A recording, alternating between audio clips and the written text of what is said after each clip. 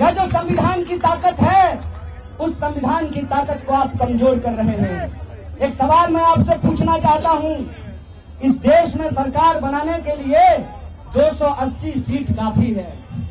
इस देश में बेरोजगारी समाप्त करने के लिए 280 सीट काफी है। इस देश में महंगाई खत्म करने के लिए 280 सीट काफी है। आप तमाम नागरिक अपने दिल पे हाथ रख करके जरा सोचिएगा कि 400 सीट इनको क्यों चाहिए। ऐसा कौन सा काम है जो ये नहीं किए हैं और करना चाहते हैं? ये कौन सा टेलर की बात कर रहे हैं और ये कौन सा फिल्म हमको दिखाना चाहते हैं? इसके बारे में आप विचार कीजिएगा। इसीलिए आज जब हम आपके बीच आए हैं तो 3 मुख्य बिंदु पे आपको ध्यान देना पड़ेगा। पहला, मैं प्रत्याशी नहीं हूं। नॉर्थ ईस्ट दिल्ली के अंदर जो 24 लाख लोग हैं वो प्रत्याशी हैं, उनको प्रत्याशी बनना पड़ेगा। ये बात मैं इसलिए कह रहा हूं कि आप सोचिए, दिल्ली में 7 सीट है, 6 सीट पे टिकट काट दिया गया। साहेब सिंह वर्मा जी का बेटा का टिकट काट दिया गया और सुषमा स्वराज जी की बेटी को टिकट दे दिया गया। हाय रे परिवारवाद। सवाल ये है कि क्या वो 6 सांसद काम नहीं करते थे? अगर काम नहीं करते थे तो उनका टिकट काटा गया, तो इस क्षेत्र के जो सांसद हैं उनको क्यों टिकट दे दिया गया है? इस पर जरा आप लोग विचार कीजिएगा। और वो विपक्ष को गाली देते हैं, प्रधानमंत्री जी के नाम से वोट मांगते हैं, लेकिन ये नहीं बता पाते हैं कि 10 साल में उन्होंने नॉर्थ ईस्ट दिल्ली की जनता के लिए क्या किया है। आजकल मीडिया वाले लोग यहाँ खड़े हैं, मीडिया वाले कहते हैं कि 14,000 करोड़ का काम किया है। मीडिया में वो बोल रहे हैं। आप लोग बता दीजिए, माननीय सांसद जी का 14,000 करोड़ का काम दिखाई देता है? इसका क्या मतलब है? इसका क्या मतलब है? या तो सरकार ने 14,000 करोड़ रुपया दिया नहीं, या 14,000 करोड़ अगर रुपया दिया तो उसका हुआ क्या? उसका हुआ क्या? तो जब वोट मांगने आएंगे तो माननीय सांसद से पूछिएगा, सांसद जी बताइए 14,000 करोड़ में कितना जीरो होता है? क्योंकि 10 साल में तो आपने सिर्फ जीरो ही दिया है। और दूसरी बात, ये आपके आत्मसम्मान की लड़ाई है। 6 सीट पे कैंडिडेट बदल दिया, आपका कैंडिडेट क्यों नहीं बदला? क्यों? क्योंकि उनको लगता है कि चुनाव के वक्त माननीय सांसद महोदय आएंगे, थोड़ा मनोरंजन करेंगे और वोट लेकर के चले जाएंगे। ऐसा होगा क्या? ऐसा आप होना देना चाहते हैं? इसीलिए मैंने कहा कि मैं कैंडिडेट नहीं हूं।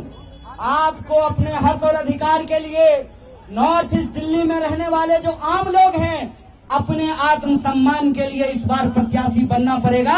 आपको चुनाव लड़ना पड़ेगा। बोलिए, चुनाव लड़ेंगे? आप सब प्रत्याशी हैं ना? आप सब एमपी हैं ना? तो अभी एक मीडिया वाले पूछ रहे थे कि कुछ नेता नाराज हैं।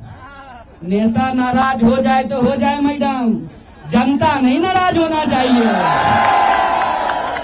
और जनता जिससे नाराज हो जाती है ना, कितना भी सेटिंग गेटिंग कर लीजिए, ऐसा परसेंटेज बढ़ाएंगे ना नॉर्थ ईस्ट दिल्ली के लोग कि सब सेटिंग घर में ही रखा रह जाएगा। और आखिरी बात ये कि मेरी कहानी और आपकी कहानी बहुत अलग नहीं है।